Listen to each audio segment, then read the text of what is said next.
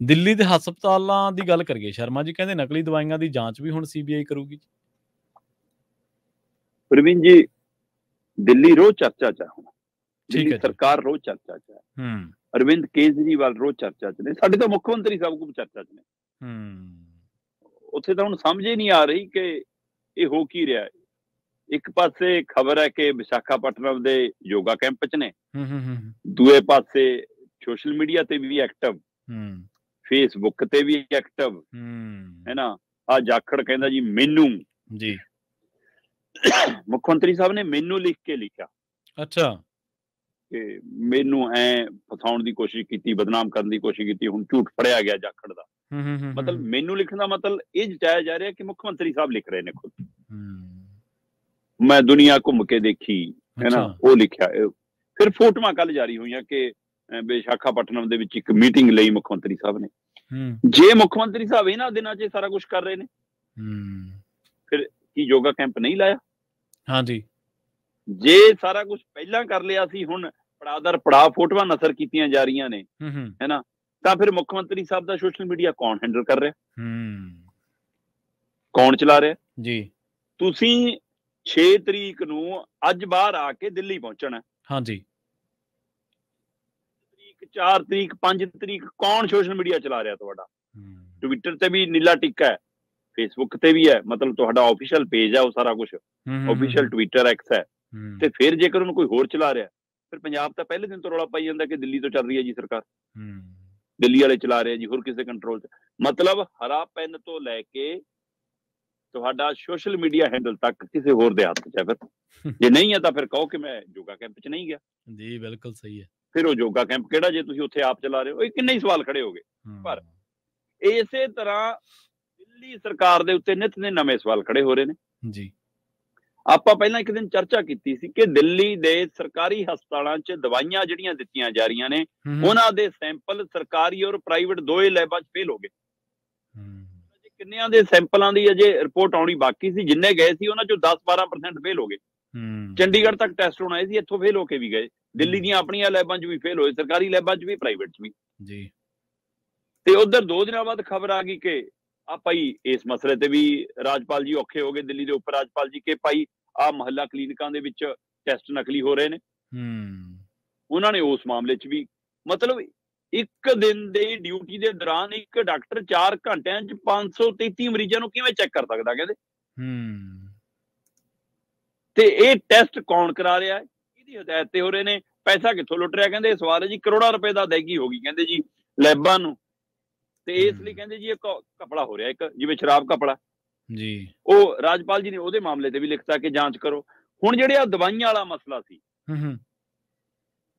ਦਵਾਈਆਂ ਵਾਲਾ ਮਸਲਾ ਕਿ ਇਹ ਸੈਂਪਲ ਫੇਲ ਹੋਏ, ਇਹ ਵਿਜੀਲੈਂਸ ਨੇ, ਦਿੱਲੀ ਵਿਜੀਲੈਂਸ ਦੇ ਧਿਆਨ 'ਚ ਆਇਆ ਮਾਮਲਾ ਜੀ।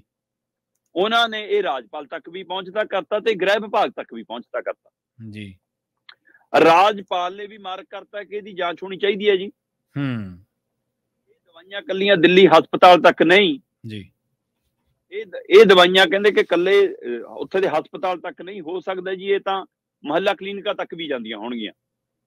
ਸੋ ਇਸ ਲਈ ਕਹਿੰਦੇ ਜੀ ਇਹਦੀ ਜਾਂਚ ਹੋਣੀ ਚਾਹੀਦੀ ਹੈ। ਪਰ ਦੂਸਰੇ ਪਾਸੇ ਇਹ ਸਾਰੇ ਵਰਤਾਰੇ ਨੂੰ ਗ੍ਰਹਿ ਵਿਭਾਗ ਨੇ ਨੋਟਿਸ ਕਰਦਿਆਂ ਹੋਇਆਂ ਬਕਾਇਦਾ ਤੌਰ ਤੇ ਹਦਾਇਤ ਦਿੱਤੀ ਕਿ ਭਾਈ ਸੀਬੀਆਈ ਜਾਂਚ ਕਰੋ। ਰਾਜਪਾਲ ਦੀ ਵੀ ਸੈਂਕਸ਼ਨ ਹੈ ਕਿ ਮੁਹੱਲਾ ਕਲੀਨਿਕਾਂ ਦੇ ਜਿਹੜੇ ਲੈਬ ਘਟਾਲੇ ਨੇ, ਟੈਸਟ ਘਟਾਲੇ ਨੇ, ਉਹਦੀ ਵੀ, ਤੇ ਆਹ ਜਿਹੜੀਆਂ ਨਕਲੀ ਦਵਾਈਆਂ ਦਾ ਕਾਰੋਬਾਰ ਹੈ ਸਰਕਾਰੀ ਹਸਪਤਾਲਾਂ ਤੋਂ ਲੈ ਕੇ, ਕਹਿੰਦੇ ਜੀ ਹੋ ਸਕਦਾ ਮੁਹੱਲਾ ਕਲੀਨਿਕਾਂ ਤੱਕ ਚੱਲਦਾ ਹੋਵੇ, ਨਕਲੀ ਦਵਾਈਆਂ, ਮਾਰਕੇ ਤੋਂ ਥੱਲੇ ਵਾਲੀਆਂ ਦਵਾਈਆਂ, ਉਹ ਸਾਰਿਆਂ ਦਾ ਵੀ ਕਹਿੰਦੇ ਇਹਦੀ ਵੀ ਜਾਂਚ ਕਰੋ ਜੀ। ਸੋ ਇਹ ਸਾਰੇ ਦੇ ਲਈ ਰਾਜਪਾਲ ਦੀ ਹਦਾਇਤ ਤੋਂ ਬਾਅਦ, ਵਿਜੀਲੈਂਸ ਦੀ ਸਿਫਾਰਿਸ਼ ਤੋਂ ਬਾਅਦ, ਗ੍ਰਹਿ ਵਿਭਾਗ ਵੱਲੋਂ, ਗ੍ਰਹਿ ਮੰਤਰਾਲੇ ਵੱਲੋਂ ਦਿੱਲੀ ਦੇ ਹਸਪਤਾਲਾਂ 'ਚ ਘਟੀਆਂ ਦਵਾਈਆਂ ਦੀ ਸਪਲਾਈ ਸੰਬੰਧੀ ਜਾਂਚ ਸੀਬੀਆਈ ਨੂੰ ਕਰਨ ਦੇ ਹੁਕਮ ਦੇ ਦਿੱਤੇ ਗਏ। 2 ਮਾਡਲਾਂ ਦੀ ਬੜੀ ਚਰਚਾ ਹੋ ਰਹੀ ਸ਼ਰਮਾ ਜੀ। ਜੀ ਜੀ ਜੀ ਜੀ। ਇੱਕ ਤਾਂ ਗੁਜਰਾਤ ਮਾਡਲ, ਉਹ ਜਿਹੜੀ ਫਲਾਈਟ ਵਾਪਸ ਆਈ ਹੈ ਉਸ ਤੋਂ ਬਾਅਦ, ਕਿਉਂਕਿ ਉਹ ਵੇਚਿਆ ਗਿਆ ਸੀ ਬਹੁਤ ਜ਼ਿਆਦਾ। ਇੱਕ ਜਿਹੜਾ ਦਿੱਲੀ ਦਾ ਤੁਸੀਂ ਚਰਚਾ ਕਰਕੇ ਹਟਿਓ, ਮੈਨੂੰ ਮਾਫੀ ਚਾਹਣਾ, ਮੈਂ ਤੁਹਾਡੀ ਗੱਲ ਮੈਂ ਕੱਟ ਬੈਠਾ, ਮੈਂ ਕਿਤੇ ਤੁਸੀਂ ਵਾਈਂਡ ਅਪ। ਨਹੀਂ ਹਾਂਜੀ, ਦਿੱਲੀ ਦਾ ਸਿਹਤ ਤੇ ਸਿੱਖਿਆ ਮਾਡਲ ਇੱਥੇ ਵੇਚੇ ਗਏ ਸੀ ਪੰਜਾਬ ਦੇ ਵਿੱਚ, ਤੇ ਹੁਣ ਦੋਨੇ ਮਾਡਲਾਂ ਦੇ ਦੇਖ ਲਓ ਤੁਸੀਂ ਕੀ ਕੁਛ ਨਿਕਲਿਆ ਜੀ। ਨਹੀਂ, ਇਹ ਗੁਜਰਾਤ ਮਾਡਲ ਜਦੋਂ ਨਰਿੰਦਰ ਮੋਦੀ ਨੇ ਵੇਚਿਆ, ਹਾਂਜੀ, ਤੇ ਹੁਣ ਉਹ ਗਰੰਟੀ ਵੇਚ ਰਹੇ ਨੇ ਇਸ ਵਾਰ, ਬਿਲਕੁਲ ਮੋਦੀ ਦੀ ਗਰੰਟੀ। ਜੀ ਜੀ ਜੀ। ਤੇ ਇਹ ਗਰੰਟੀ ਸ਼ਬਦ ਕੇਜਰੀਵਾਲ ਹੋਰੀ ਲੈ ਕੇ ਆਏ ਸੀ, ਹੈਨਾ। ਹੁਣ ਅਗਲੇ ਕਹਿੰਦੇ ਸਾਡਾ ਚੋਰੀ ਹੋ ਗਿਆ। ਤੇ ਇੱਧਰ ਹੁਣ ਇਹ ਕਹਿੰਦੇ ਜੀ ਦਿੱਲੀ ਦੇ ਮੁਹੱਲਾ ਕਲੀਨਿਕ, ਦਿੱਲੀ ਦੇ ਸਕੂਲ, ਦਿੱਲੀ ਦੀ ਸਿੱਖਿਆ ਤੇ ਸਿਹਤ, ਇਹ ਸਾਡੇ ਬ੍ਰਾਂਡ ਨੇ। ਜੀ ਜੀ ਬਿਲਕੁਲ।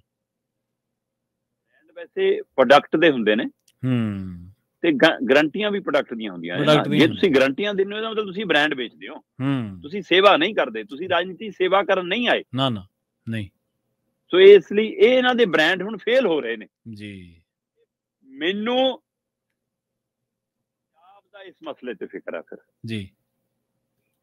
ਸਰਕਾਰ ਇੱਕੋ ਪਾਰਟੀ ਦੀ ਹੈ, ਢੰਗ ਤਰੀਕਾ ਇੱਕੋ ਹੈ। ਦਿੱਲੀ ਵਾਲੀ ਪਾਲਿਸੀ ਸ਼ਰਾਬ ਵਾਲੀ ਇੱਥੇ ਹੈ, ਦਿੱਲੀ ਵਾਲਾ ਮੁਹੱਲਾ ਕਲੀਨਿਕਾਂ ਦਾ ਮਾਡਲ ਇੱਥੇ ਹੈ।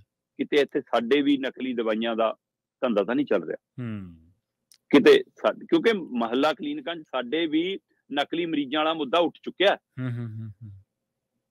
ਤੇ ਜੇ ਨਕਲੀ ਮਰੀਜ਼ ਨੇ ਤਾਂ ਨਕਲੀ ਟੈਸਟ ਵਾਲਾ ਮਾਮਲਾ ਵੀ ਹੋ ਸਕਦਾ, ਤੇ ਜੇ ਦਵਾਈਆਂ ਦਿੱਲੀ ਨਕਲੀ ਨੇ ਤਾਂ ਕਿਤੇ ਇੱਥੇ ਤਾਂ ਨਹੀਂ।